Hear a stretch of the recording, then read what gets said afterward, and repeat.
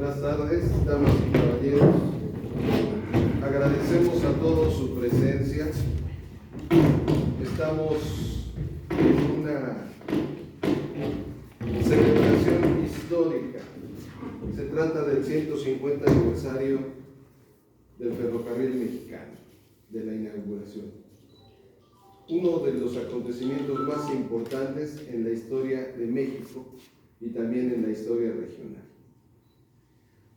Quiero agradecer a las autoridades del Instituto Veracruzano de la Cultura, al maestro Sergio Roseto Xotlanigua, que es el subdirector de Artes y Patrimonio, a la directora Isis Bariña, que nos hizo el favor de acogernos aquí en este Museo de Arte del Estado.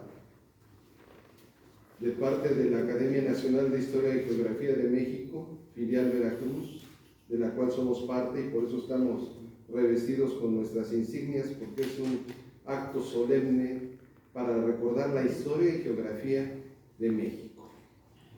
Vaya nuestro agradecimiento a la titular, a la maestra Silvia Alejandre, por todas las facilidades que nos dan. A nuestras autoridades municipales, representadas hoy por la licenciada Atenea Merino, que es regidora y viene en representación del alcalde Juan Manuel Díez, al regidor Martín García Limón, regidor primero, que no se quiso venir hasta acá adelante, pero bienvenido, gracias. Al vicerrector de la Universidad Veracruzana, al maestro Roberto Guapillo, muchas gracias. Y a nuestro miembro emérito, decano de la Academia, el doctor José Romero Güereña, que gracias a él tenemos nuestra filial en Veracruz, pero él además hoy viene con doble personalidad, no solo como académico, como ferrocarrilero. Gracias, doctor. Y de una manera muy especial, y me pongo de pie, para mis amigos del gremio ferrocarrilero. Gracias, gracias por su presencia.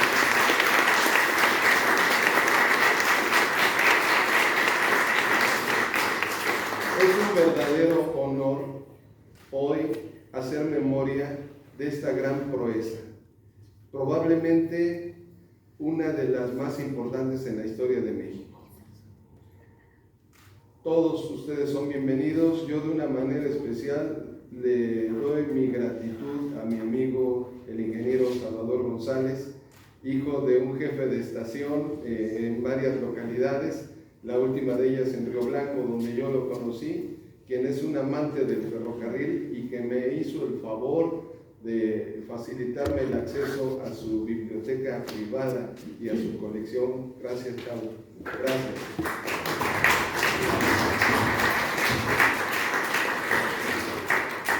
Esto es un conversatorio, así que vamos a tomar la palabra los tres académicos que estamos aquí, pero también ustedes.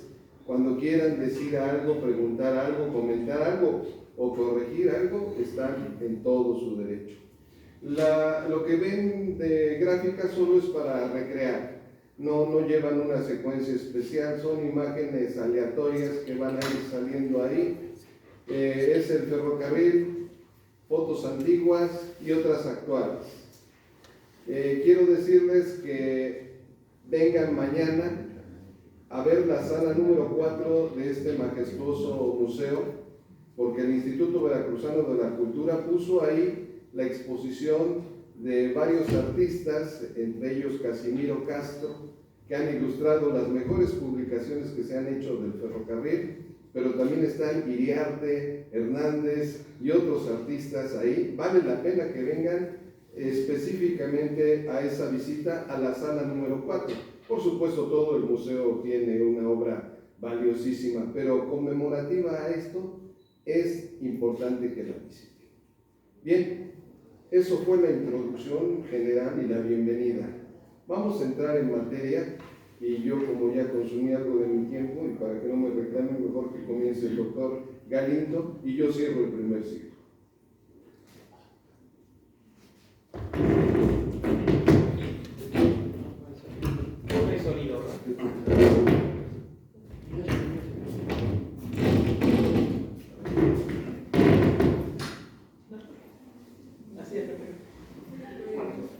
tengo el gusto de presentarles al doctor Gerardo Galindo Peláez. Un aplauso para él.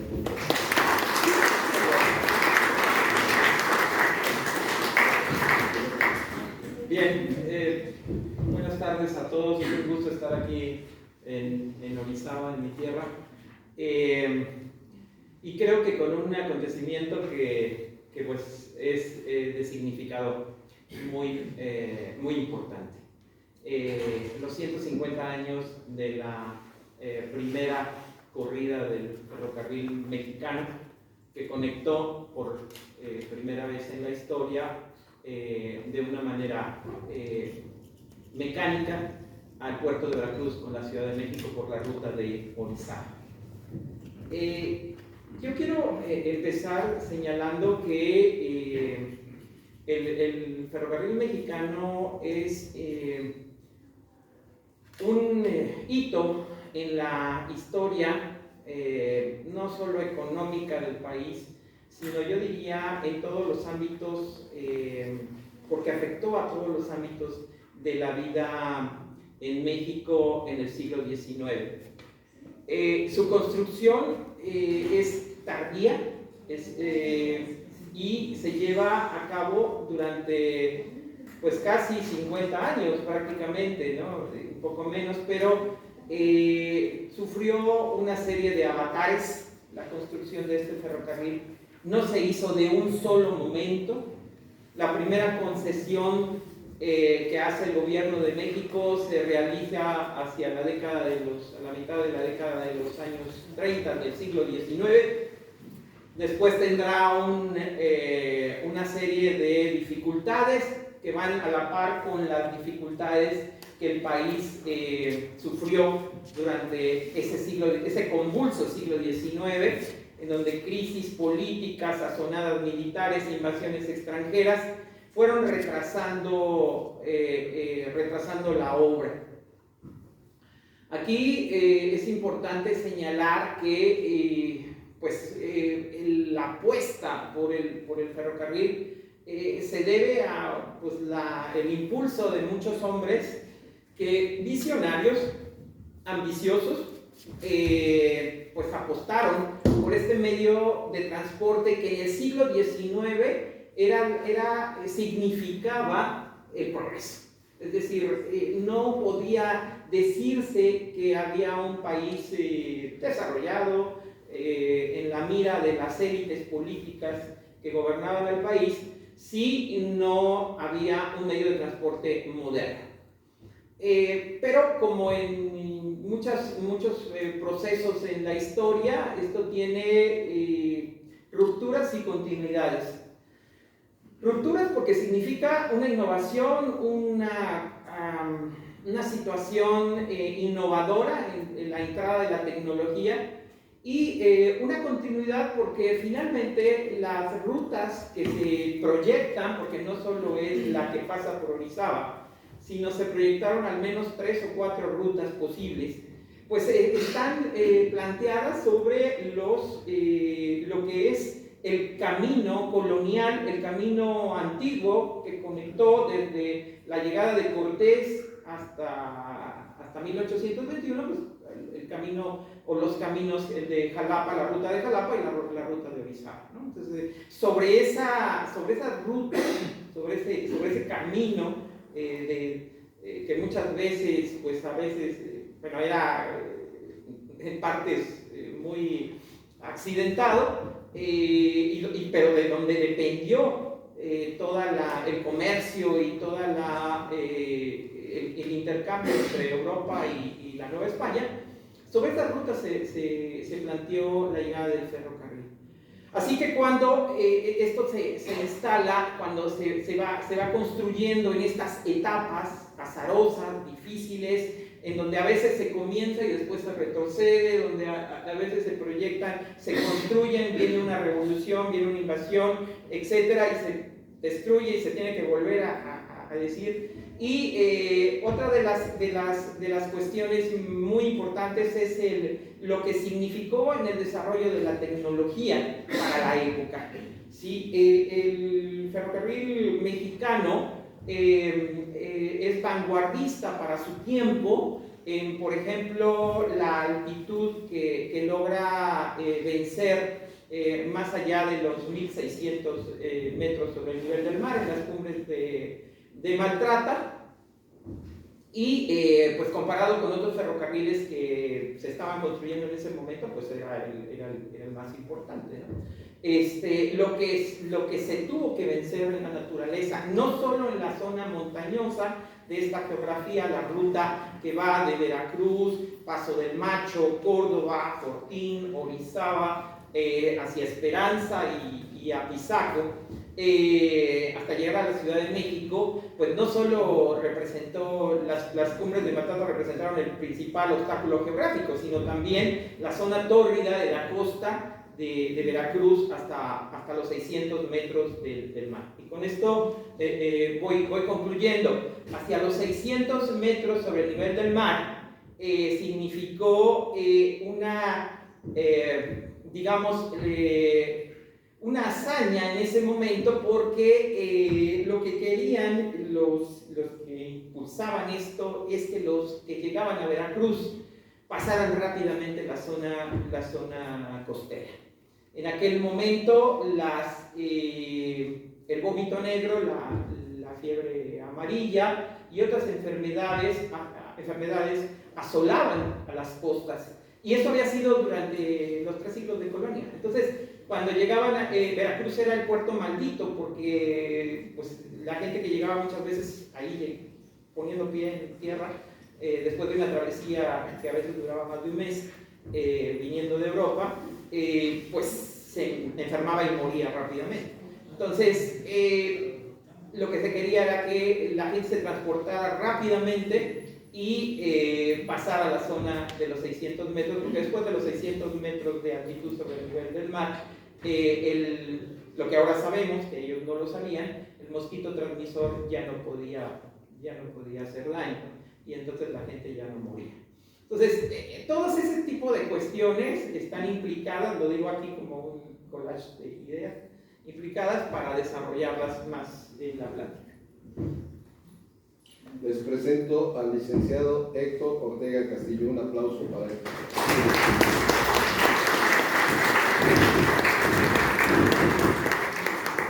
Gracias.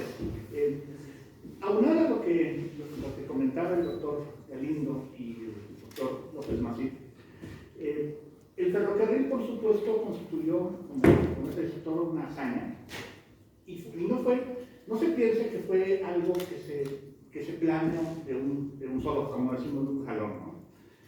Ya se explicó que fue por etapas. Una de las primeras etapas, curiosamente, le correspondió a Antonio López de Santana, por ahí en 1842 comenzó a hacer un ferrocarril que llegó del centro de la Ciudad de México a la villa de Guadalupe, y hasta ahí se quedó.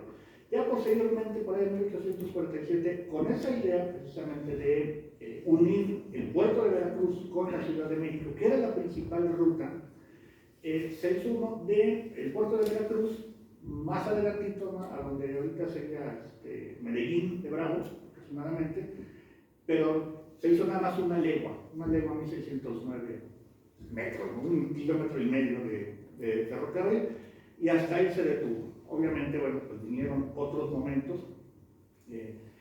Fue en 1857 cuando el gobierno de Comonfort rescata pues, nuevamente ese proyecto, no realmente sino fueron los hermanos Escandón, no se han mencionado los hermanos Escandón, que eran los grandes empresarios de la época.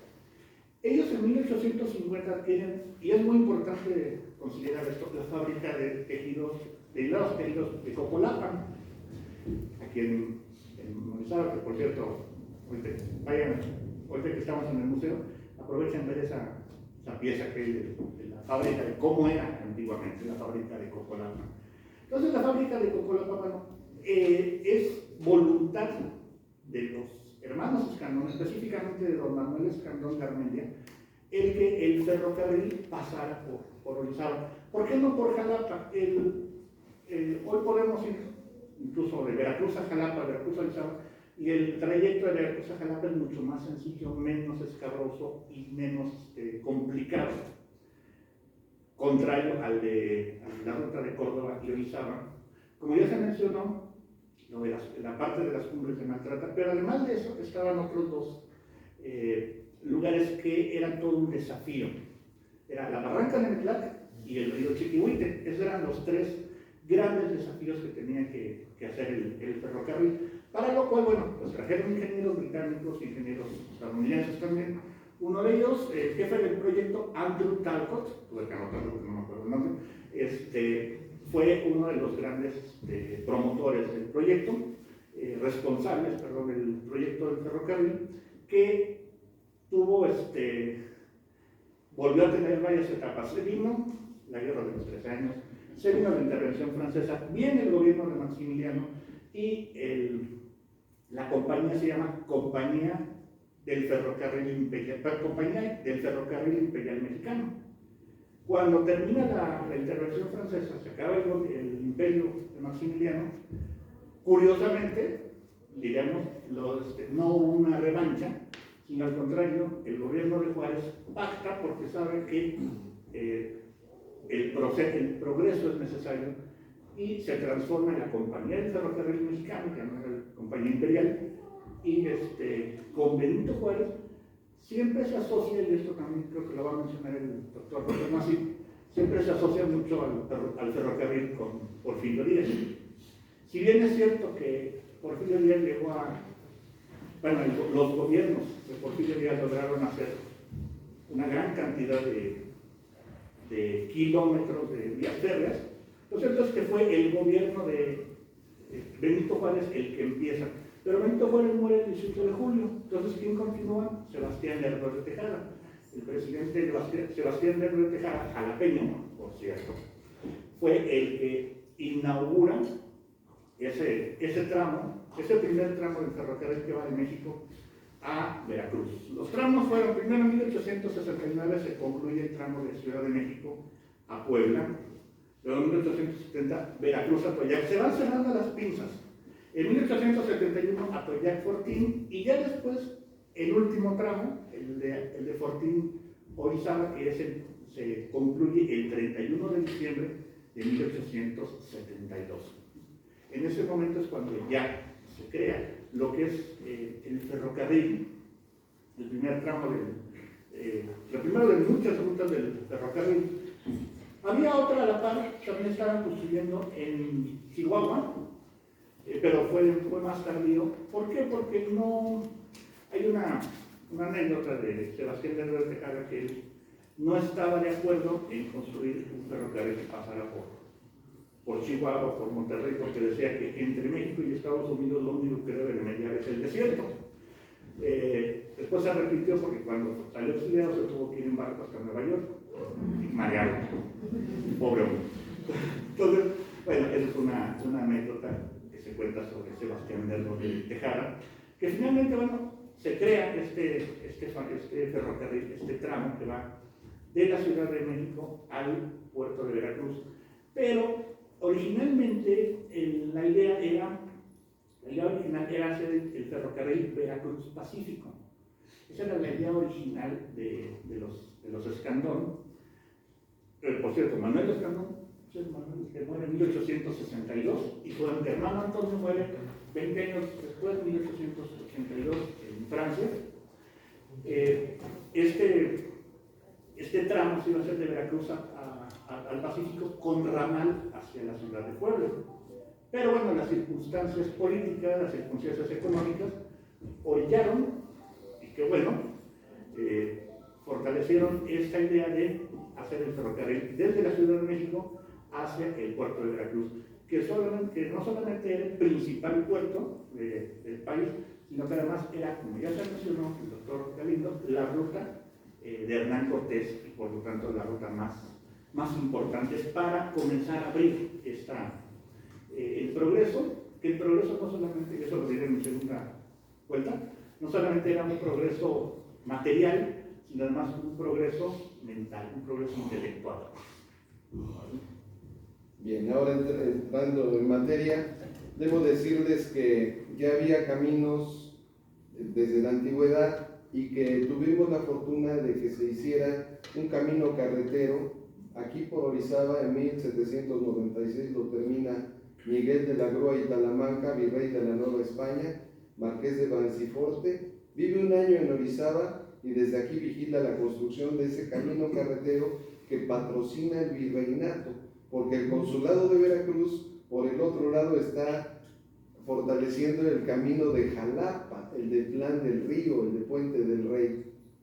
Bueno, cuando se da la conexión de Manchester a Liverpool en 1830, allá en Inglaterra, se tienen noticias aquí, y es en el gobierno de Anastasio Bustamante, en donde don Francisco de Arrillaga, un español muy próspero que había sido ministro de Hacienda con Guadalupe y Victoria, pide la concesión para construir un ferrocarril de México a Veracruz. Se le concede en 1837. Sin embargo, pues aun cuando le fue concedida esta autorización y originalmente iba a ir por el rumbo de Jalapa, muy poco pudo hacer. Él se quedó muy corto en el presupuesto y hubo muchos movimientos políticos en nuestro país y nada se pudo hacer. Como lo dijo mi compañero Héctor Ortega, es hasta 1842 cuando ya se comienza realmente el primer intento. También muere el señor Arrillaga, entonces pues ya no lo pudo lograr. Aquí hay que decir que mientras estuvo fuerte Santa Ana, siempre se pensó que iba a ser por Jalapa. Y efectivamente la pendiente era más suave por Jalapa, no había tantos problemas como por esta zona. Sin embargo, los hermanos Manuel y Antonio Escandón, que además tenían la concesión de las diligencias México-Veracruz, ya tenían conocimiento de la ruta y de lo que se podía explotar, y además eran dueños desde 1850 de la fábrica de Cocolapan. Aquí hay que decir que el progreso de nuestra región se debe a un hombre visionario, a Lucas Alamán, que fundó el Banco de Avío y que convenció a los hermanos Legrand, franceses, para que vinieran a invertir en la gran fábrica de Cocolapan en 1836. Pero ellos le venden a los hermanos Escandón en 1850. Para entonces nuestro país convulso ya tiene otros personajes. Aquí debemos decir que aparecen mandatarios como Anastasio Bustamante, Antonio López de Santana, José Joaquín de Herrera, y vuelve a aparecer en su último mandato Antonio López de Santana, que le da la concesión a los hermanos Mozo, y ellos prácticamente poco pueden hacer y le venden la concesión a don Antonio Escandón. Pero desde un principio, y quiero resaltar esto, hubo una condición: no se podían ocupar los caminos ya construidos ni de Jalapa ni de Orizaba. Por eso los mencioné. O sea, ya había puentes y había camino carretero, pero era muy angosto. Lo de menos es que se hubieran montado en el mismo, pero entonces ¿por dónde circulaban? Entonces, desde un principio se aclaró que no se podía usar ese camino para la vía férrea. Y tuvieron que hacer trazos. Cuando los Escandón compran, y esto es refrendado por el presidente Benito Juárez, ellos tienen el acierto de traer al ingeniero Andreu Talcott con otro cuerpo de ingenieros que hacen el recorrido por la vía de Orizaba, mientras que el ingeniero Almazán lo hace por la de Jalapa. Finalmente tomaron la decisión de hacerlo por Orizaba. Son varios los tramos que se hacen. Se había comenzado a trabajar desde Veracruz hasta el río San Juan. Aquí hay un poco de confusión. No es exactamente Tejería, que es la primera estación de Veracruz hacia Orizaba viniendo por esta ruta. La intención es que querían ir por donde tenía sus intereses Antonio López de Santana. Él era propietario de Manga de Clavo, que era muy grande, y una de las partes de Manga de Clavo, una de las aristas, daba con este lugar. Pero al perder el poder con la revolución de Ayutla, pues entonces ya los Escandón tienen toda la libertad.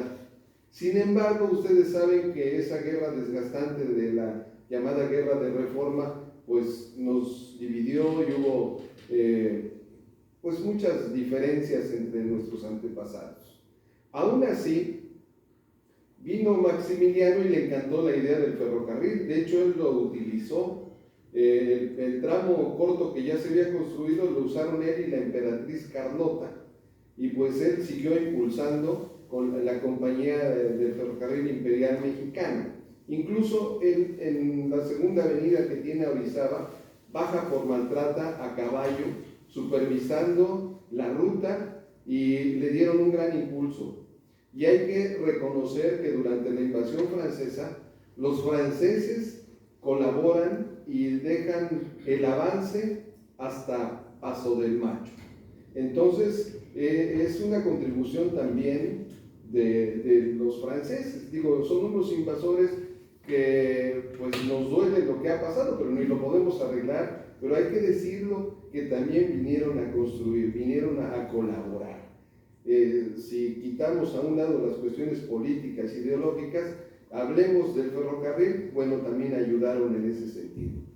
Cuando se restaura la República, a don Benito Juárez no le queda más remedio que dar el indulto a Escandón, porque Antonio de Escandón fue uno de los que fueron a Miramar a invitar a Maximiliano para que viniera a gobernar, junto con Suárez Peredo, uno de los últimos descendientes del conde del Valle de Orizaba.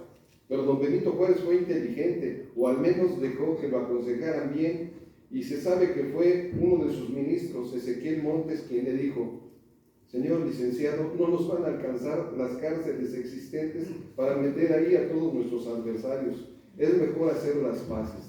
Y don Benito le dio el indulto a Antonio Escandón, para entonces ya había muerto don Manuel, y pues tuvo el gusto de que fuera acompañado de él para inaugurar el tramo que va a Puebla. Don Benito Juárez tuvo ese gusto también, y don Benito Juárez también inauguró el tramo que viene hasta Atoyac, otra faceta de estas etapas que tuvo. Ya no pudo inaugurarlo porque ustedes saben que le alcanzó, le sorprendió la muerte el 18 de julio de 1872, y le toca a un jalapeño, a don Sebastián Lerdo de Tejada, hacer ese viaje inaugural el 1 de enero de 1873, pero le toca a nuestros antepasados de aquí de la región la gracia de ver terminada esa unión de las vías que venían trabajando por ambos lados, y viene a la escena un constructor norteamericano neoyorquino, Tomás Braniff, que viene a trabajar a la obra del ferrocarril mexicano, y a él le tocan los trabajos en la barranca de Metlac. El diseño es de William Buchanan, pero los trabajos de construcción es de Tomás Braniff, y este hombre sería determinante porque cuando le tocó construir la parte de aquí de la montaña y de Nogales, él fue el que pues vio que había abundancia de agua, y él hizo la fábrica de San Lorenzo tiempo después, y cuando era director general del ferrocarril mexicano, porque se quedó a trabajar como director general, construye esa fábrica de hilados y tejidos, y luego con los franceses del puerto de Liverpool, las fábricas de Francia y el Palacio de Hierro se asocian y conforman la Compañía Industrial de Orizaba, y entonces harían la gran fábrica de Río Blanco, y consigue que le autoricen otra fábrica hasta Río Blanco. Pero decía que es aquí en el kilómetro 305, y eso nos lo puede decir alguno de nuestros compañeros del gremio ferrocarrilero, don Hermino y sus acompañantes de la sección 20, ¿dónde está el kilómetro 305? ¿300 qué? 305. Aquí abajo de Metlac. Exactamente. Un aplauso para ellos. Ahí se encontraron las vías el 10 de diciembre de 1872. Mi compañero dijo la fecha oficial, pero yo les estoy compartiendo la que encontré del testimonio de los trabajadores, que finalmente son los trabajadores los que les toca estar ahí padeciendo o saliendo lastimados o hasta muertos, porque esta obra fue majestuosa. Digo, aquí han visto hombres, sobre todo, mujeres también, pero se dedicaban a otras labores, al comercio, a la oficina, a otros ramos, porque también hay mujeres ferrocarrileras. Fue ahí, concretamente, dicen que es lo que ocupa hoy la estación de Sumidero.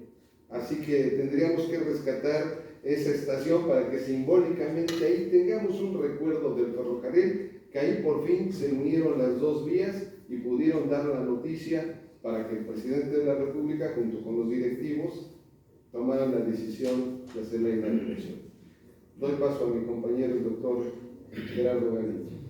Bueno, para ampliar un poco más la abundancia de información sobre este acontecimiento, tendríamos que señalar que efectivamente los hermanos Escandón son personajes muy importantes en la historia económica de México, pero ya es un empuje empresarial muy importante que viene, que retoma una herencia del estanco del tabaco, que tuvo como sede Orizaba, el estanco del tabaco colonial, y posteriormente los negocios que hacen con los gobiernos independientes.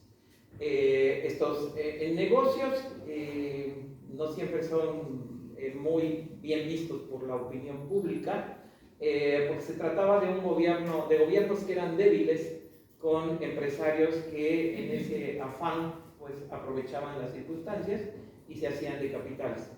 Había que decir que los hermanos Escandón, además de tener el negocio de las diligencias, logran la concesión de las diligencias, por lo cual tuvieron protección de los distintos gobiernos, protección armada de los distintos gobiernos, en un país que era muy difícil, en un país que sigue siendo, ¿verdad? Muy difícil la seguridad. En el siglo XIX era también terriblemente la situación de violencia, era muy determinante, pero ellos pudieron hacer negocios en medio de esto. Era el servicio de diligencias, la concesión del servicio postal para el gobierno, ¿sí? La concesión de las minas de Real del Monte en Pachuca, en un momento en que las minas fueron bastante generosas en plata, concesiones de sal en la costa del Pacífico. Sí, eran hombres verdaderamente que diversificaban el capital y que cuando el gobierno, como solía suceder en el siglo XIX, no tenía dinero, ellos prestaban y lo sabían cobrar. Entonces, todo esto influye en la determinación, también influye en la determinación, además de las causas de tipo político, en por dónde va la ruta. Por dónde va la ruta. La historiografía sobre este tema habla de que los hermanos Escandón tenían intereses en el Valle de Orizaba, en esta zona, y efectivamente lo tenían, y desde la época colonial. Entonces, fue esto muy importante. Para hablar de los hermanos Escandón, que son los impulsores. La otra parte también que habría que decir de ellos es que estamos viendo el siglo XIX como la lucha entre liberales y conservadores, pero estos empresarios lo mismo son liberales que conservadores, ¿verdad? Andan bailando, ¿no?, al son que toquen. Entonces, por los negocios, por los intereses. Y pues eran hombres que salieron del país, que visitaron Europa, Estados Unidos, etcétera, y que, bueno, el modelo de desarrollo que ellos copiaron, pues en ese entonces el desarrollo del capitalismo, el capitalismo salvaje del siglo XIX, pues era el modelo que se quería para México para industrializar el país. Una vez instalado el ferrocarril en 1873, pues la transformación no solo tiene que ver con las vías férreas y lo que está alrededor de las vías férreas, es una transformación del paisaje urbano, de la economía y de la sociedad, que no se da en el corto plazo. Es más, se inaugura el ferrocarril y hay mucha resistencia al ferrocarril. ¿Por qué? Porque viene a desplazar. Había una serie de contingentes de arrieros, por ejemplo, que hacían las travesías en los caminos coloniales en el siglo XIX para el tránsito de las mercancías, incluso de las personas. Y entonces pues, se vieron amenazados en sus trabajos. Los archivos cuentan, por ejemplo, que hay una serie de accidentes en estos primeros años, que muchos de estos accidentes eran por sabotajes.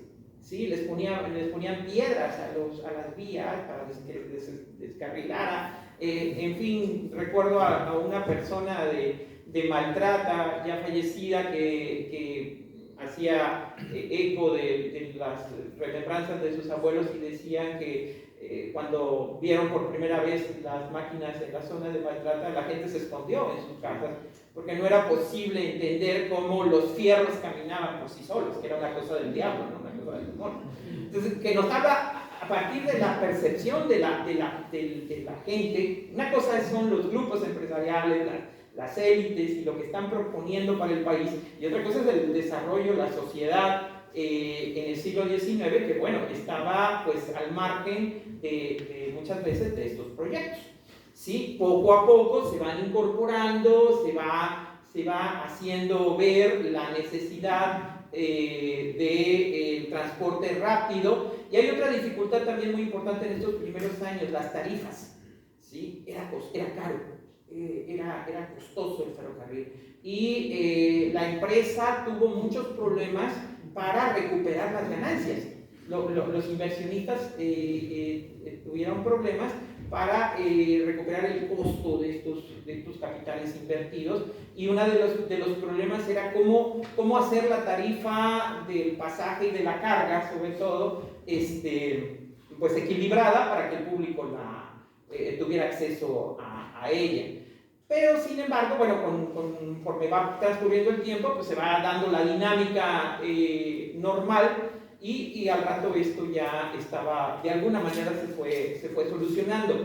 El ingeniero Masip habla hace énfasis en una parte que es la instalación de las industrias. El ferrocarril trae aparejado el desarrollo de la industria textil en esta región, va consustancial, pero también va unido al desarrollo de las haciendas pulqueras y cerealeras del Valle de Puebla y bueno, de Tlaxcala en un determinado momento. Y aquí hay una cuestión importante. Al conectarse estas vías en Apizaco, el ramal hacia Puebla y el que va hacia la Ciudad de México por la zona de Tlaxcala, ahí surgió una agroindustria, por así llamarlo, muy importante, que es el auge de las haciendas pulqueras, ¿sí? Que con el ferrocarril vieron desarrollado el comercio del pulque, que antes de la llegada del ferrocarril era muy difícil transportarlo, no duraba para transportarlo a grandes distancias, por lo tanto, pues su comercio se restringía a zonas muy acotadas. Con la llegada del ferrocarril, bueno, es impresionante el auge del pulque, por un lado hacia la Ciudad de México y por otro lado hacia el Valle de Orizaba. José María Naredo, creo que esto lo escribió hacia 1898, 1899, hablaba pestes del vicio del embriaguez con el pulque, y decía que había como 60 casillas o puestos en la ciudad de Orizaba y que juntos movían un capital de 200,000 pesos para la época, anuales, para la época, que era algo más elevado, bastante más elevado que el presupuesto del ayuntamiento para esa época. Entonces, o sea, pero eso te lo debe, el tráfico de las mercancías fue impresionante por el lado del pulque. Pero también el paisaje urbano empezó a cambiar, porque el ferrocarril empezó a transportar el hierro, el material de construcción con el cual Estados Unidos y Europa estaba en la vanguardia, y lo empieza a trasladar, y estos sistemas constructivos empiezan a cambiar la manera de edificar casas y edificios, ¿no?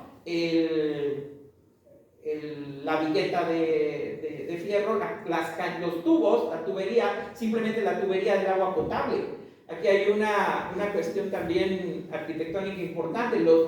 Las casas tenían los barrotes de madera en las ventanas de madera, y son sustituidos por el fierro en esta época, ¿sí?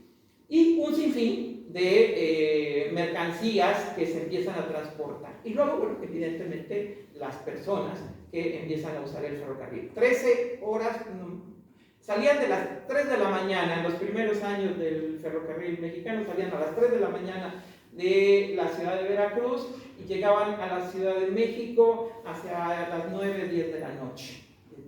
Lo cual fue, para la época, pues de un viaje por tierra que se llevaba semanas, pues era un cambio trascendental.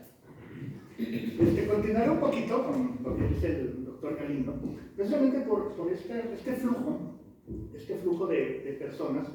No solamente se restringía a que pasamos por acá y mira qué bonito está este lugar. Hay dos elementos fundamentales para comprender el desarrollo de Orizaba. Uno es el ferrocarril y el otro es el poder del agua, que a diferencia de otros lugares en la República Mexicana, es en Orizaba donde se da con más fuerza, con mayor importancia. Son dos grandes elementos que ayudan a la transformación de la ciudad. Imaginemos a Orizaba, es muy difícil imaginarnos la época, ¿no? Pero veamos un poquito, si nos vamos a la historia y a las fechas. Orizaba era una ciudad que tenía casonas, como dice el doctor Galindo, casonas de un piso. Hablo mucho de dos pisos, y eso apenas porque en 1696 hubo un terremoto que derrumbó muchas casas aquí en Orizaba, y entonces el gobierno virreinal había acordado que en Orizaba ya no se construirían casas superiores a 2 pisos. Bueno, eso ya había quedado en el pasado. Y aparte de eso, estamos hablando de que puentes, callejones, calles empedradas, muchas iglesias, que no todas estaban como ahorita. Por ejemplo, la catedral no estaba del tamaño que tiene hoy en día. Puentes, repito, calles, pero nada más era lo único. El palacio de gobierno, el palacio municipal, lo que hoy es la casa, una de las leyendas, casa consistorial, era de una arquitectura muy sencilla. ¿Qué pasa cuando llega el ferrocarril? Comienza a traer algo muy importante, el flujo económico, y sobre todo comienza a traer personas. Y esas personas son inversores o son trabajadores más adelante. Primero llegan los inversionistas, vienen del puerto de Veracruz, franceses elementalmente, los que establecen la industria textil más adelante. Un alemán, Henry Wichert, en 1881 funda la fábrica de San Juan de los Cerritos, que es la única fábrica que no está dentro del trazado del ferrocarril.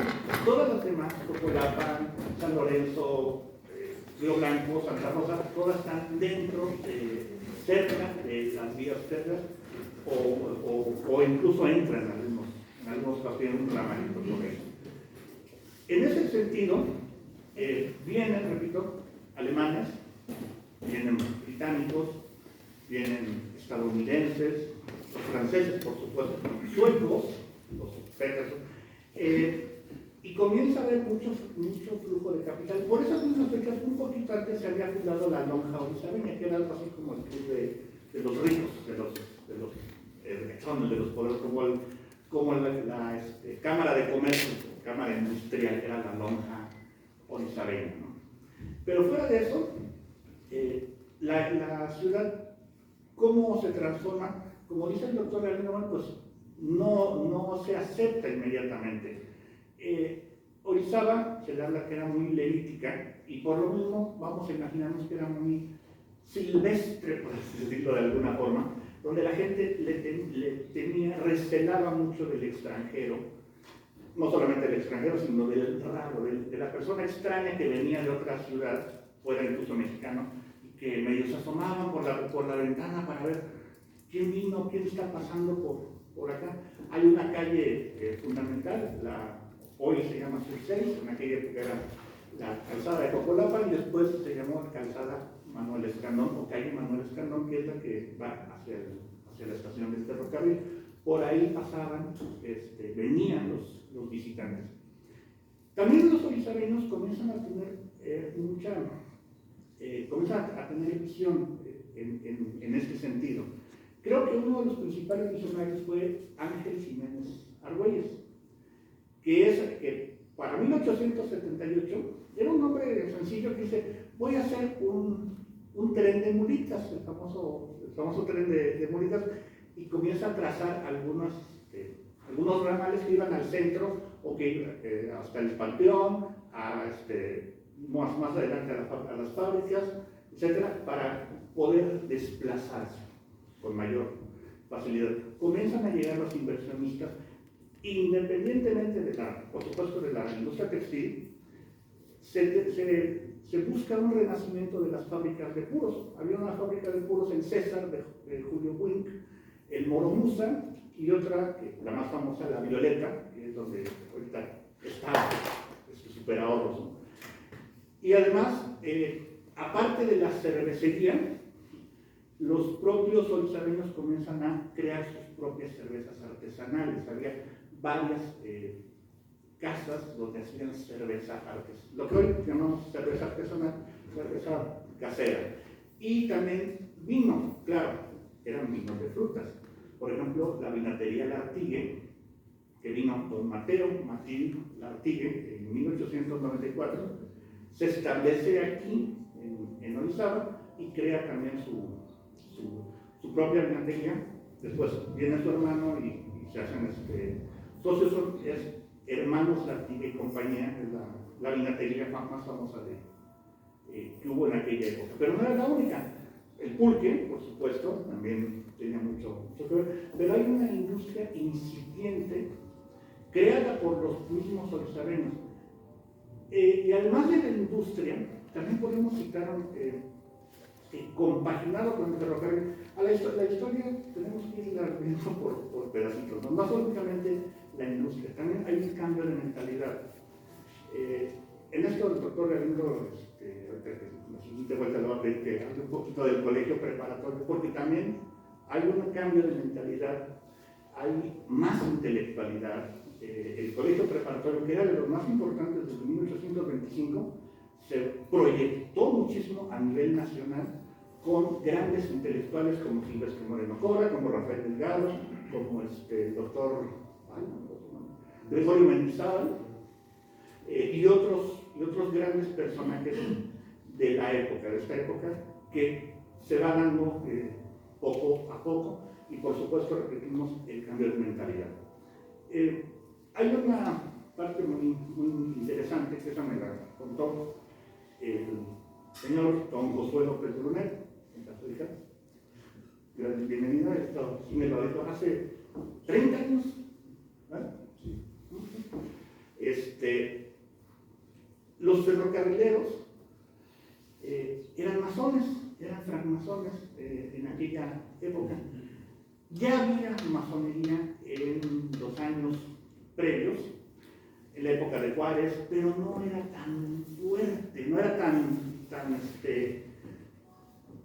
importante.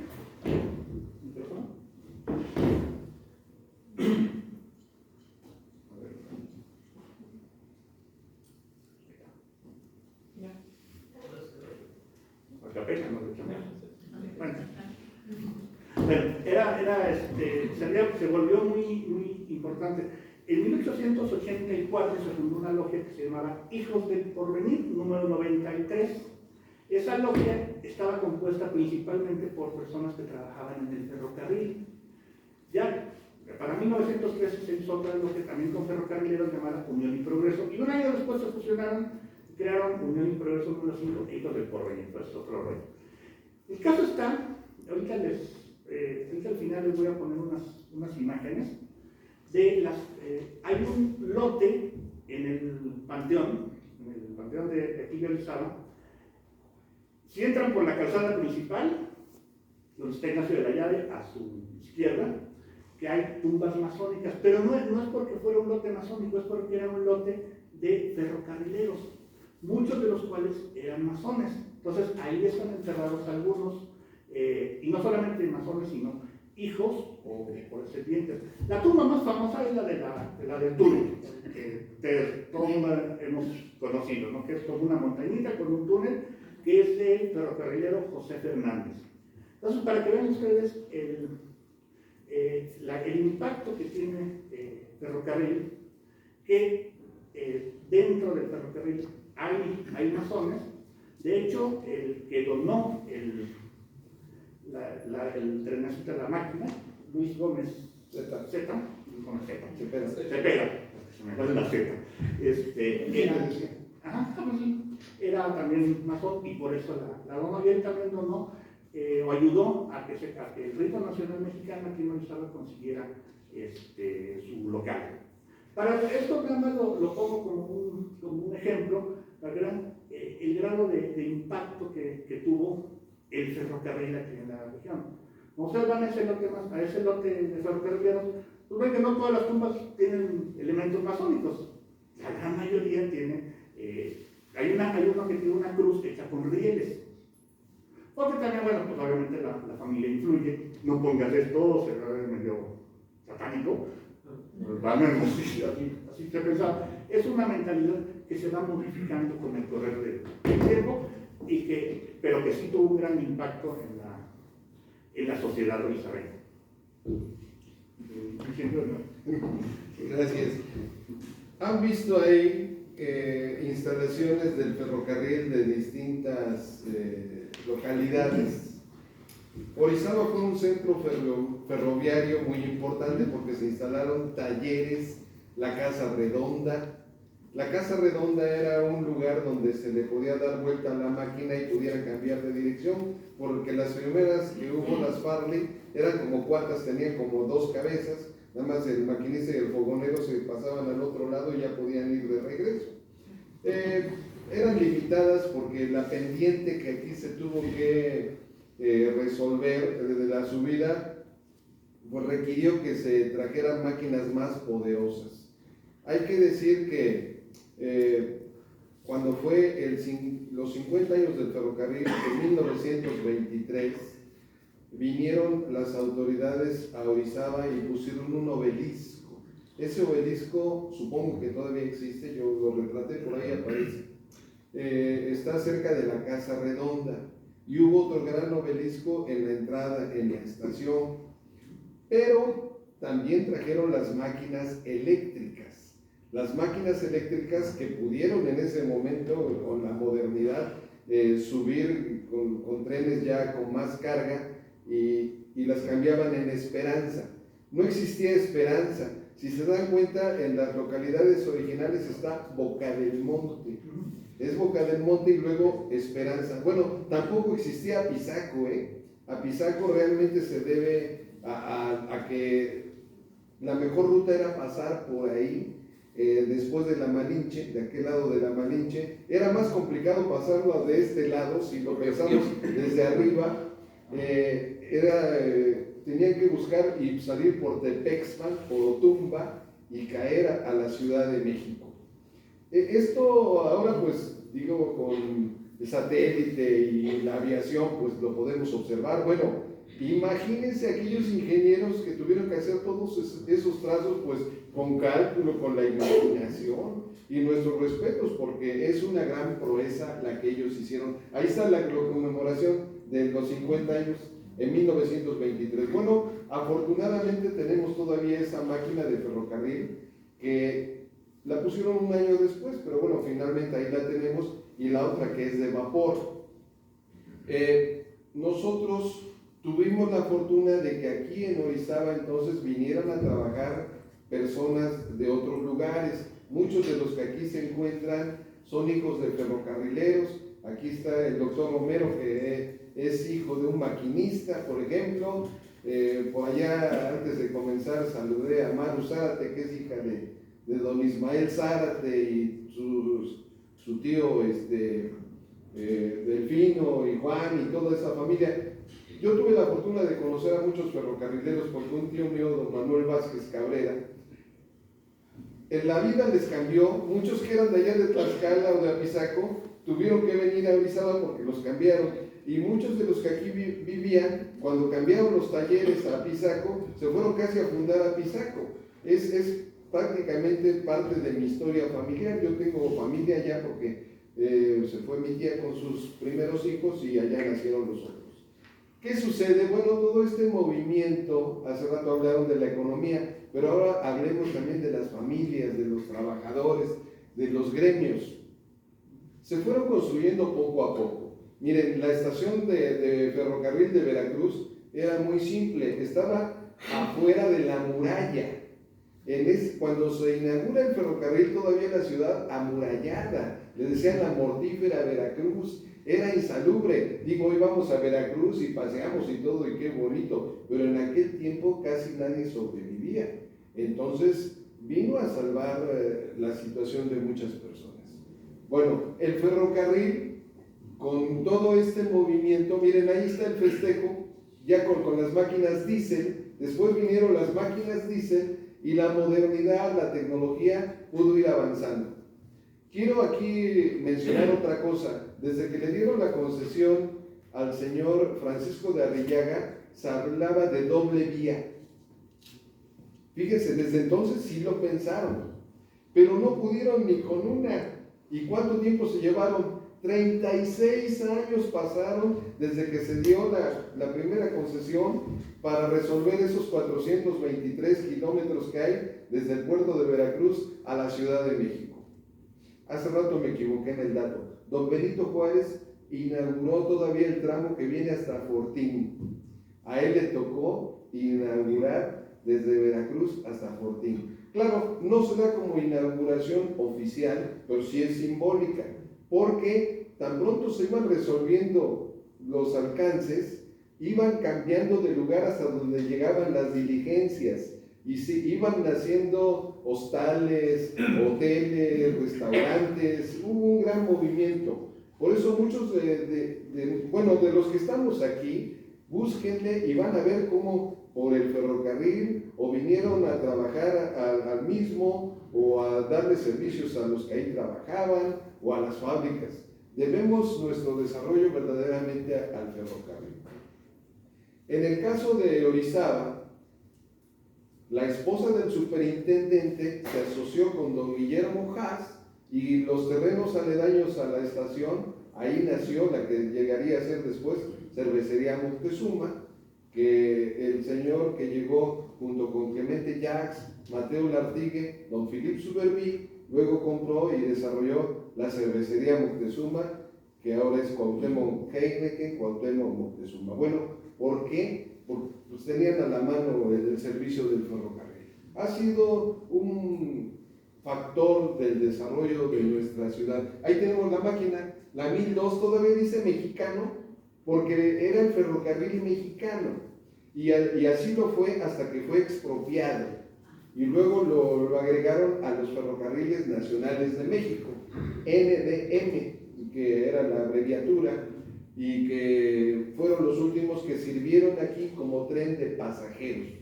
Tuvimos por la fortuna de que en los tiempos en que lo administró el señor Braniff, se pusieran los coches de la compañía Pullman. Hoy Pullman le llaman al coche que lleva la comodidad del dormitorio, pero Pullman era el apellido del que los inventó, Emmerich Pullman. Claro, ahora ya se usa como término genérico, ¿no? Dice, me fui en un Pullman, y ahora hasta algunos autobuses le llaman autobuses Pullman. Pero bueno, todas esas comodidades nos trajo el ferrocarril. Quiero hacer aquí un pequeño paréntesis. Nos toca una última ronda breve, pero yo quisiera saber si alguien quiere comentar o preguntar o rebatir algo. Les dije al principio que era un conversatorio, así que, maestro Islas. Bueno, Yo también tengo una historia con el ferrocarril porque mi padre fue contador, primero de los, ¿cómo se llamaban? Las tranvías estos que había, de la vía de mulitas, pero después fue muchos años contador del ferrocarril, del almacén general. Estuvo también en Apizaco y para finalizar lo mandaron a México, donde vivimos unos cuantos años, ¿verdad?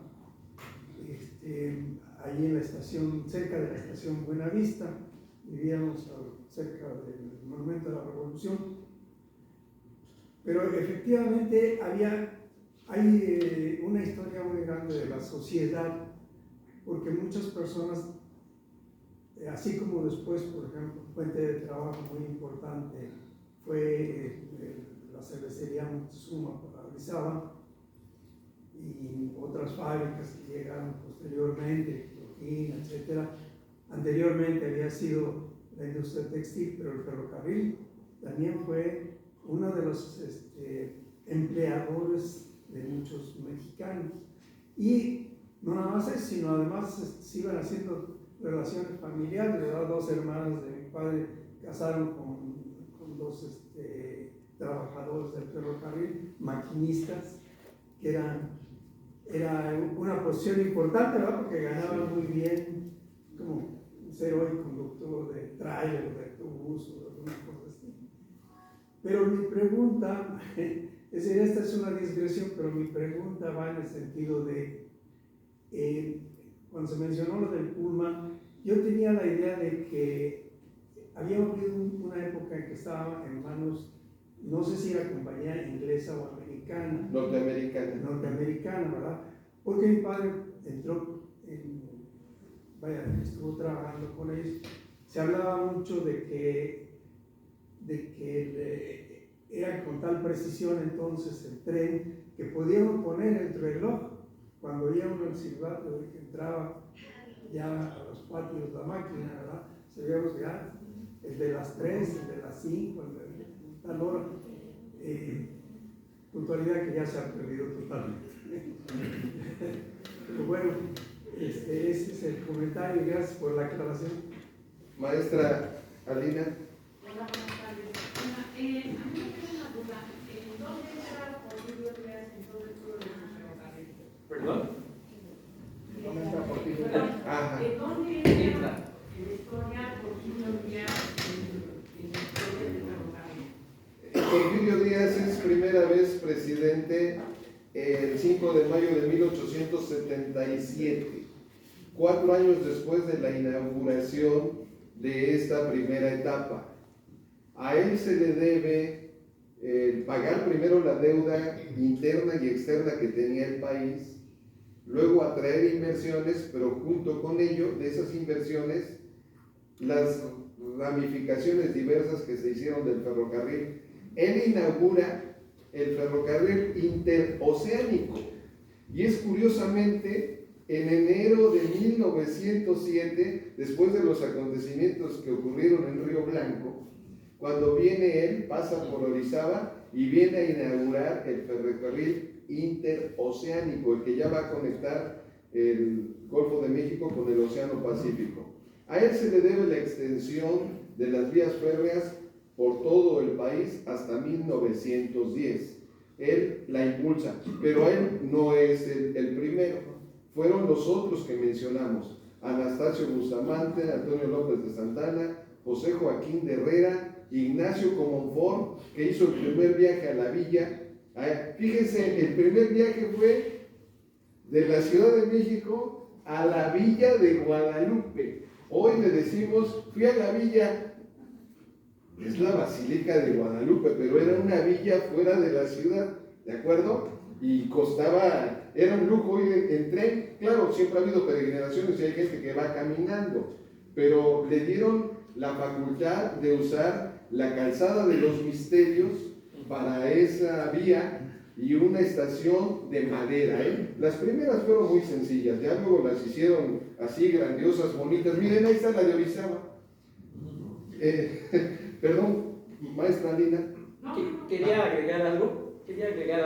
Hay un autor, John Mason Hart, que escribió un libro muy interesante ya hace algunos años, se llama El México Revolucionario.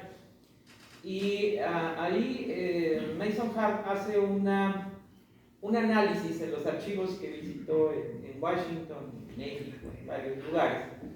Y ahí establece como factor, digamos, predominante de la llegada de Porfirio Díaz al poder el pacto que estableció con empresarios, sobre todo de Texas y del sur de Estados Unidos, de la costa atlántica de Estados Unidos, para un pacto por el cual estos empresarios financiaron la revuelta de Tuxtepec, con la cual Porfirio Díaz llega al poder en el 76. ¿En qué términos? Bueno, apoyándolo a él políticamente, iban a quitar ese obstáculo que mi compañero decía hace rato, que oponía a Sebastián Lerdo de Tejada para la conexión ferrocarrilera con los Estados Unidos. Sebastián Lerdo de Tejada fue reacio a establecer pactos con los norteamericanos, porque como digamos, perteneciente a la generación que vivió la invasión del 47 y la pérdida de más de la mitad del territorio, al igual que Porfirio Díaz también, pero sí tenían ese prurito de decir, si conectamos mucho, si nos relacionamos mucho con Estados Unidos, lo cual iba a ser inevitable, pues nos va a acabar de engullir.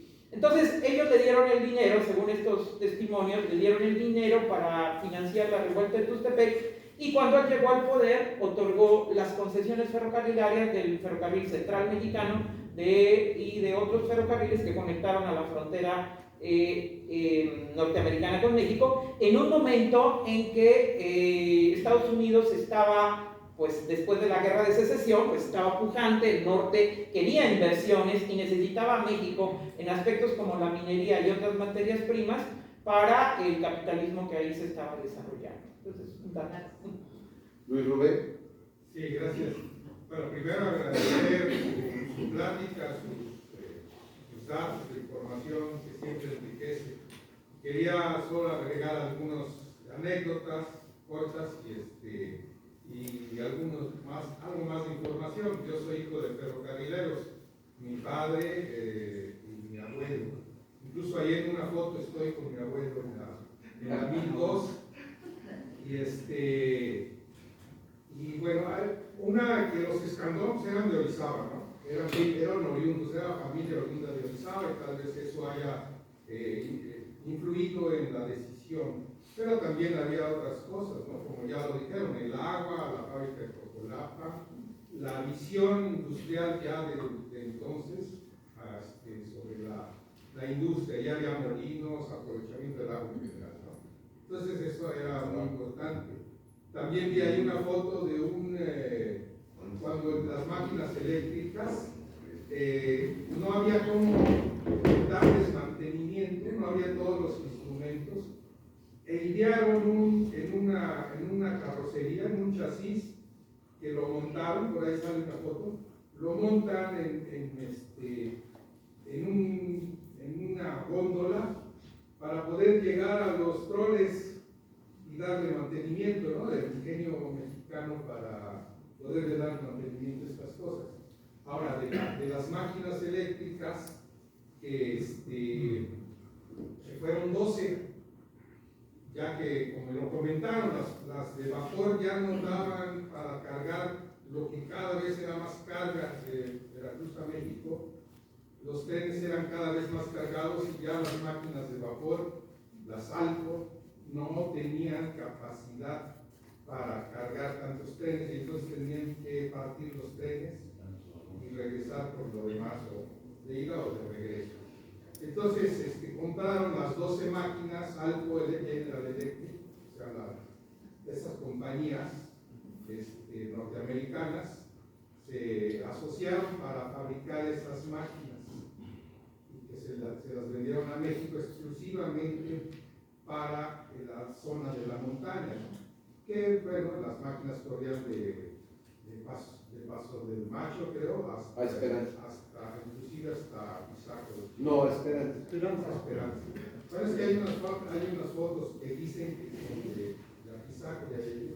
Bueno, quizás las hayan llevado arrastrándolas solamente para que las conocieran, pero no pusieron el trole hasta allá. Era muy complicado. Y bueno, esas 12 tengo fotos de las 12 máquinas, ¿no? Porque me llamó mucho la atención. Hay unas de ahí que ojalá podamos compartir. Luego, Con mucho gusto. Tengo de las 12 máquinas, inclusive hay una película que rescató la UNAM, El Tren Fantasma, donde aparece una de las máquinas. Es importante. Ahora, dicen que se accidentó una, la 1009, pero el dato está mal, y la que se accidentó fue la 1008, porque bueno, mi familia era ferrocarrilera y tengo fotografías del accidente, y también mis parientes que decían los marabuntas, porque eran muchos, y algunos eran formoneros, maquinistas, y entonces la 1008 fue la que se accidentó. Pero bueno, después vinieron las diésel, que realmente la tracción es eléctrica. Es diésel porque el motor diésel genera electricidad y trae un motor eléctrico. Por eso no es el motor de combustión el que da la tracción, sino el motor eléctrico. Y hasta ahora, ¿no? Son las más eficientes para todas las cargas de trenes. Muchas gracias por tu aportación, cuenta con las fotos. Gracias. Sí, mire, acerca de las 12 máquinas que existieron acá en Orizaba, las eléctricas, existieron, dicen que otras 12 que las llevaron a Argentina porque tenían el mismo tipo de topografía como la de acá de México. Esa la recabé esa información con un maquinista que todavía vive y él trabajó en esas máquinas todavía. Sí, de hecho las eléctricas en varios lugares de Estados Unidos existen, ¿no? Y en Canadá. No las mismas, las que se hicieron aquí fueron especiales. Otro dato más, la máquina que está allá a la salida de Río Blanco, esa máquina de vapor, nunca corrió por estas vías. Esta máquina era de Jalapa, Veracruz. Sabes que en el museo que hubo en Jalapa de tecnología, hicieron el museo y regalaron las piezas, y Orizaba fue afortunada que regalaran esta. Pero como dato importante, ¿no? Porque muchos creemos que porque está ahí estuvo por acá, pero esa máquina nunca corrió por acá. Hay dos anchos de vía, como dato. Hubo un tren que se pretendía unir Orizaba con Jalapa y que le llamaron el Huatusquito. Digo, aquí está el cronista de Coscomatepec, ahí está Roberto. El Huatusquito nunca llegó a Huatusco, solamente llegó hasta Coscomatepec, y el Piojito solo llegó a Coatepec y tampoco llegó nunca a Huatusco. Entonces los de Huatusco pues se quedaron esperando, pero era un tren de vía angosta. En Cuautla hay una estación del ferrocarril que todavía conserva esa vía angosta y las máquinas y los vagones que son de un tamaño más reducido. Digo, si algún día tienen la oportunidad de visitarlo, ahí lo tienen. Ingeniero, ¿qué se sabe de la maquinita? En hace tantos años, todos tuvimos el gusto de verla por Orizaba. ¿Esta de dónde provenía? Esta de aquí corrió en esta ruta. No. Hace unos años hubo una maquinita de vapor que exhibieron, que hizo un recorrido, pero esa máquina, o sea, ¿cuál es su origen? Cuando se filmó Senda de Gloria, trajeron máquinas de vapor para que hicieran algunos recorridos, pero no las trajeron trabajando desde donde las tienen. Hay unas en el Museo del Ferrocarril en Puebla y en otros lugares. Las que trajeron aquí en Atoyac y en esos lugares donde hubo recreación de escenas, sí trabajaban efectivamente y jalaron algunos vagones hagan de cuenta que fueron como para el espectáculo, pues. Pero sí funcionaban y aquí nuestros conocidos de la región, que incluso algunos participaron en esas filmaciones, pues ahí están.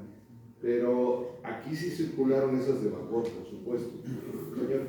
Maestro, primero muchas felicidades a los tres, gracias por este conversatorio que nos amplía más el conocimiento, pues para las generaciones que no conocíamos mucho. Pero mi pregunta es si fue tanto trabajo hacer el ferrocarril. Funcionaba excelente porque yo fui pasajera en las noches por el Jarocho, también cuando íbamos a Monterrey o a Aguascalientes. ¿Qué motivó? ¿Por qué lo quitaron? Que ahora nada más es para cuestión industrial. Yo creo que es algo que necesitamos como país, porque si Europa se mueve por puro ferrocarril, Japón, China, Estados Unidos, ¿qué pasa con México, no? O sea, ¿por qué no retomar nuevamente eso? Y sobre todo, que la gente que no tenía un presupuesto bastante fuerte, yo me acuerdo que el mexicano, ¿cómo se llamaba? Que llevaba creo que hasta el toro, la mula y todo, que lo que necesitaban transportar cuando hacían el homenaje, ¿no?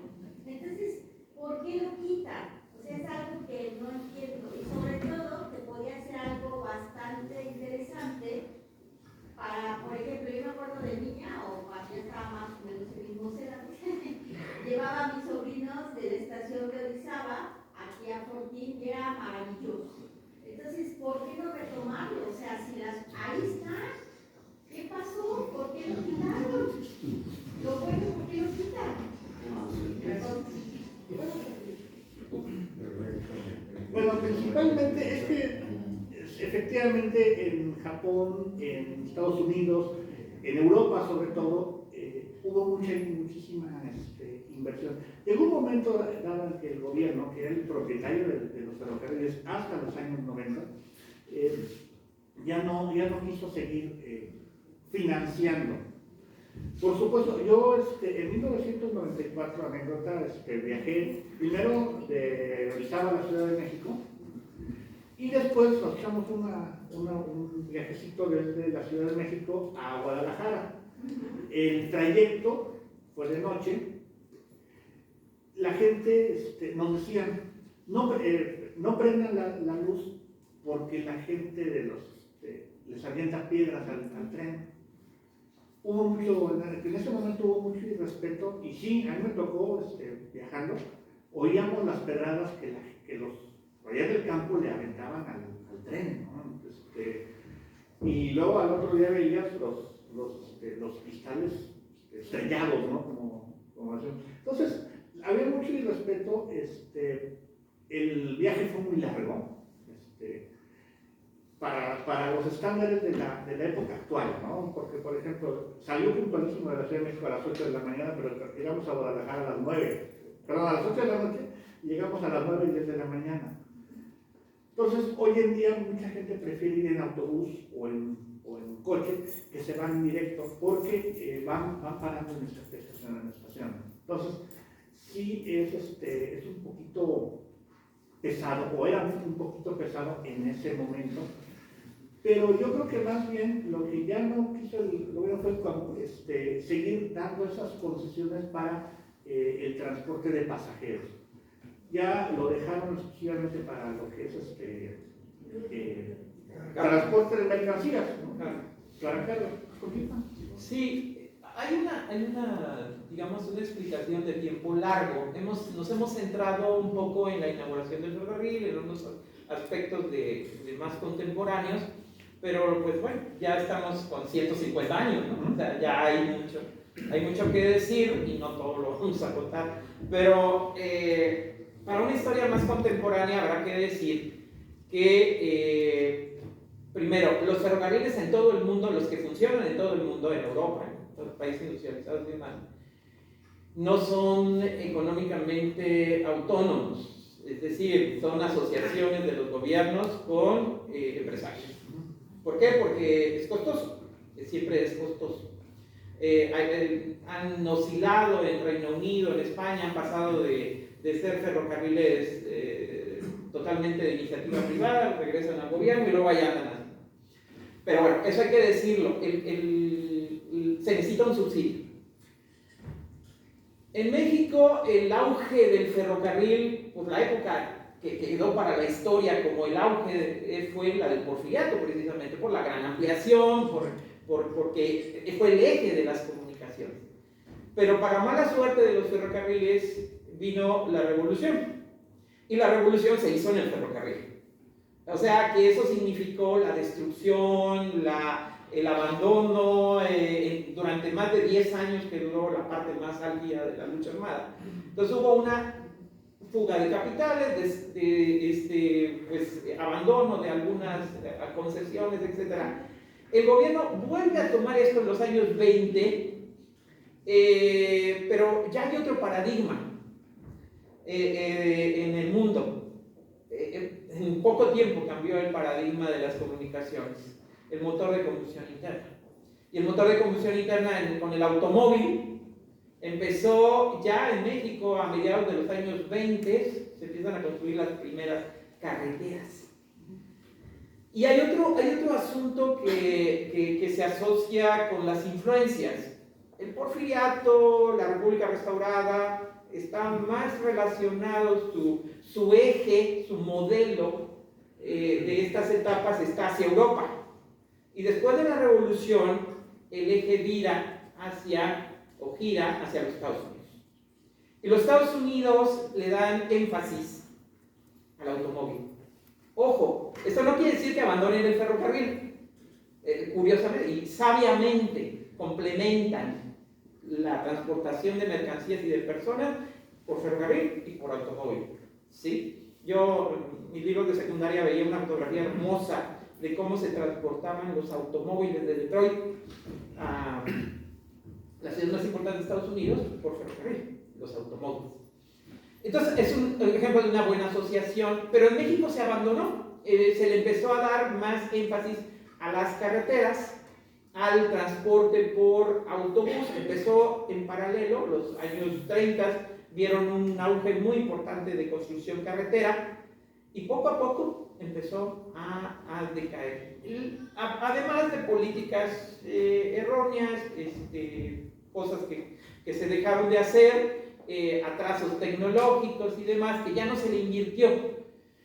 Cuando llegan los 90s, pues ya era, efectivamente, era el ferrocarril, aparte de los proyectos hechos como el Jarocho, el Pateco, me parece, de Mérida, y demás, y otros, que fueron un buen, digamos, el último grito que hubo, que dio el ferrocarril en el transporte de pasajeros.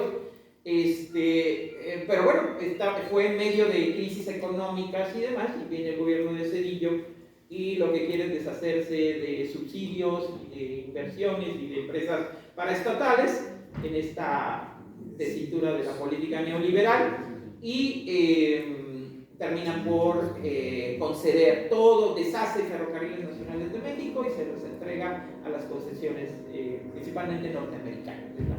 Y desde entonces, estas concesiones norteamericanas, pues el negocio para ellas está en el transporte de carga, no en el de pasajeros, ¿no? Entonces, ahí eso.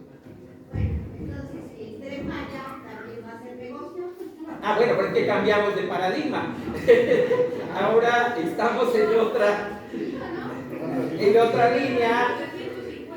Sí, en otra línea. O sea, ahora es un proyecto que pues se pretende que se asocie al turismo, donde hay poder adquisitivo, que es el turismo, porque Tren Maya no va a ser para la transportación de la gente de este lugar, sino está pensado en la transportación de los turistas, ¿no? En un circuito turístico.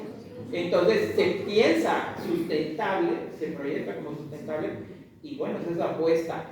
Pero está cambiando un poco la idea y se oyen cada vez más las voces de regresar el ferrocarril de pasajeros. Última pregunta. Nada más una breve aportación a propósito de que se mencionaban las consecuencias del ferrocarril, hablaban del pulque, buque, hablaban de las industrias textiles, hablaban de la llegada del extranjero.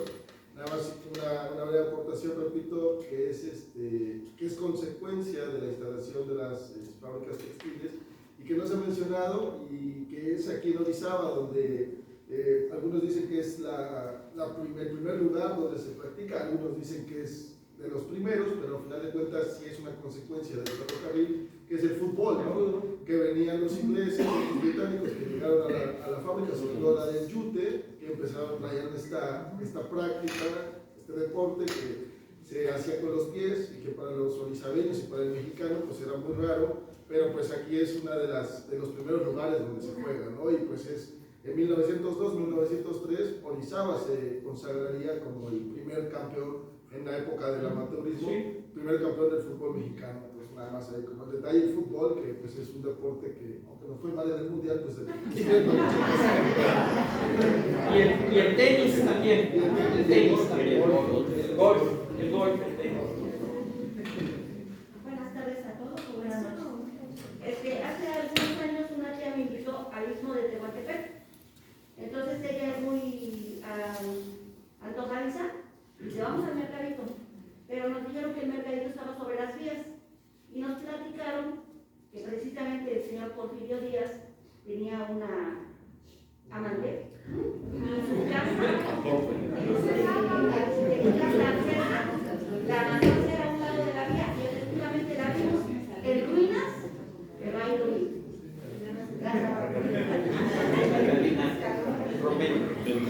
Muy buenas noches. Vengo de Ciudad Mendoza, representando los alcaldes, licenciado Dr. Luis Cortés. Y bueno, me parece muy interesante, agradeciendo a la organización también, acá de los maestros, que nos dan esta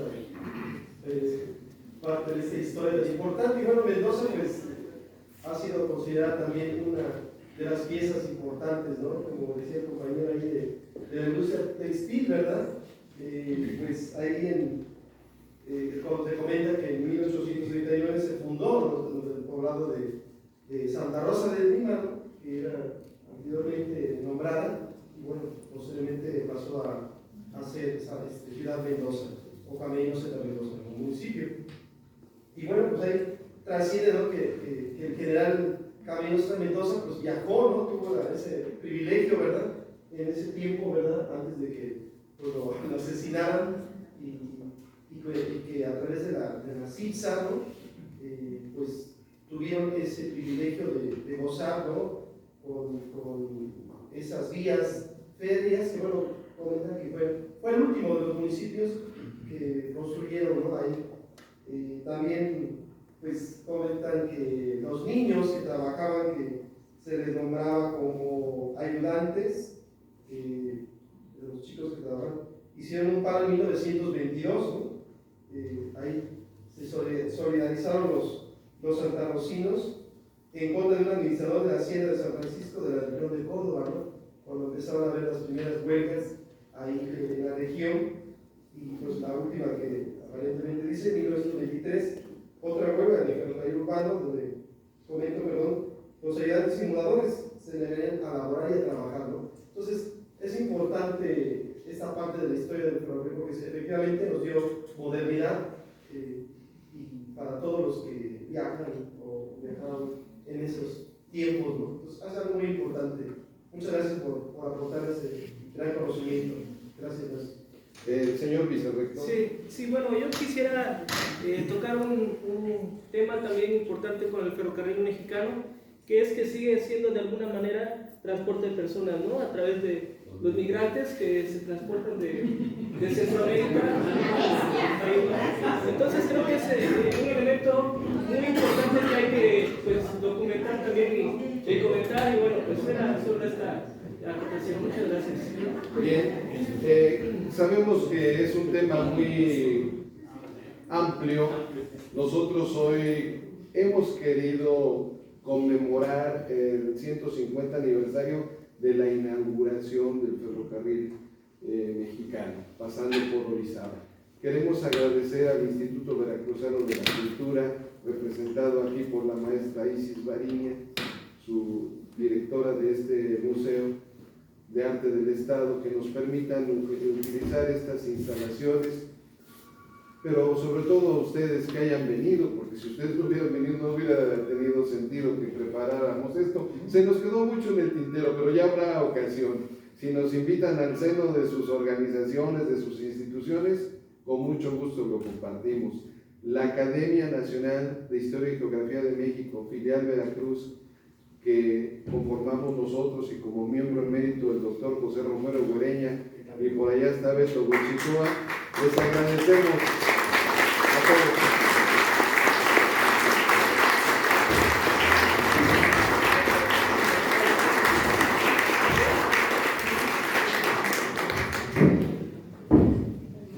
Muchas gracias, doctor Masip, doctor Ortega, doctor Galindo, que no es lo mismo Ortega y Gasset, Ortega y Galindo.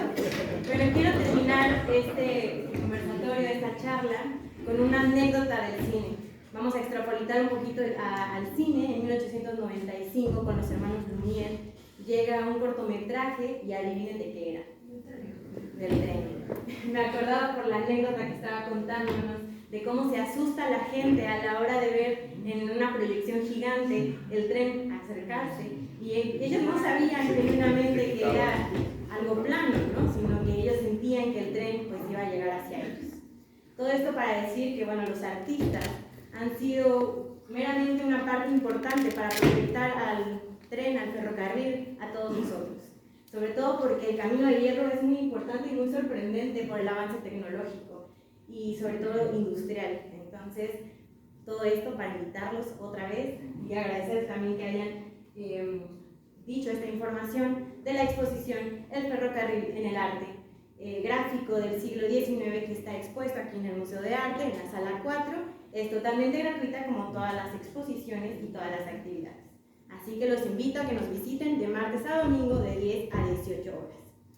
Sin más, les ofrezco mi más sentido agradecimiento y un fuerte aplauso otra vez para ellos.